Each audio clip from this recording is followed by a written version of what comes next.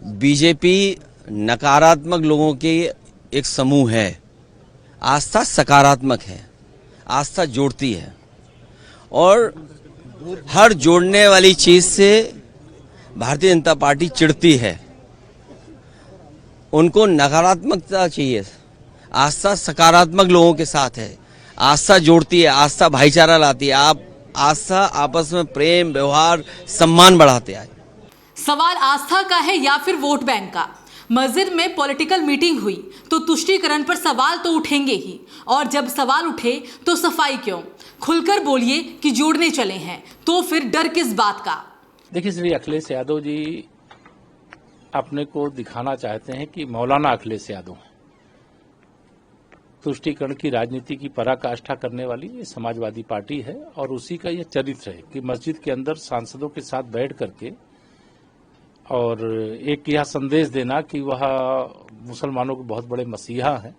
तो मैं यह मानता हूं कि यह उनका एक तरह से गैर जिम्मेदाराना ये कृत्य है और इससे उनको बाज आना चाहिए था, लेकिन वो बाज नहीं आ सकते हैं और इसीलिए समाजवादी पार्टी की दुर्दशा हो रही है और आगे आने वाले समय में और दुर्दशा होगी। लेकिन अखिलेश यादव से जब आज इस पर सवाल पूछा गया तो उन्होंने उल्टा बीजेपी पे आरोप मर दिया और उन्होंने कहा कि बीजेपी धर्म को हथियार बनाती है और हमेशा इस तरह की बातें वो लोग लेके आते हैं। आस्था बीजेपी धर्म को हथियार नहीं बनाती है। बीजेपी जो सही बात होती है उसे कहती है। अयोध्या में श्री राम जन्मभूमि पर भव्य मंदिर निर्माण, यह देश के करोड़ों लोगों की भावना थी, वह हो गया और समाजवादी पार्टी ने राम भक्तों पर गोली चलाई।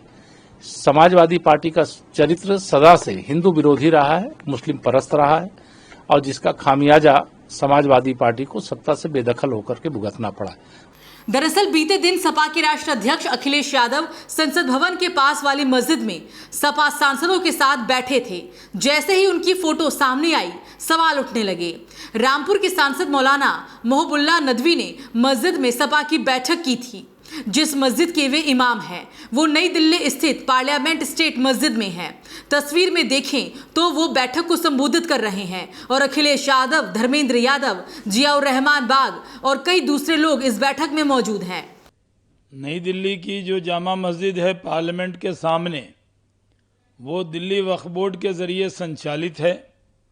वहाँ के जो इमाम हैं वो सांसद हो गए समाजवादी पार्टी के, तो वो नमाज पढ़ाएं सांसद जी, लेकिन समाजवादी पार्टी का दफ्तर उस मस्जिद को न बनाए।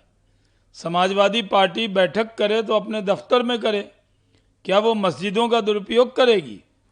क्या मस्जिद नमाज की जगह है या समाजवादी पार्टी के बैठक की जगह है? जो घटना की है समाजवादी पार्टी ने, ये दुर्भाग्यपूर्ण है। और अखिलेश यादव का ये कहना कि हम जोड़ने गए, तो क्या इरादा है समाजवादी पार्टी का कि यूपी की हर मस्जिद में वो समाजवादी पार्टी की बैठक करेंगे? मस्जिद नमाज की जगह होती है, किसी पार्टी के बैठक की जगह नहीं होती। मस्जिद में मीटिंग और मुस्लिम तुष्टीकरण का फंडा अब अखिलेश पर भारी पड़ रहा है। अखिलेश अब मुस्लिम संगठनों के निशाने पर आ गए हैं। ऑल इंडिया मुस्लिम जमात के चीफ मौलाना शहाबुद्दीन रजवी बरेलवी ने इसे शरीयत के खिलाफ बताया। रामपुर के मेंबर पार्लियामेंट मौलाना मोहबुल्ला नदवी ने समाजवादी पार्टी की मीटिंग अपनी मस्जिद में कराई है। जिस मस्जिद के वो इमाम हैं, वो मस्जिद पार्लियामेंट स्ट्रीट नई दिल्ली में वाक़ है।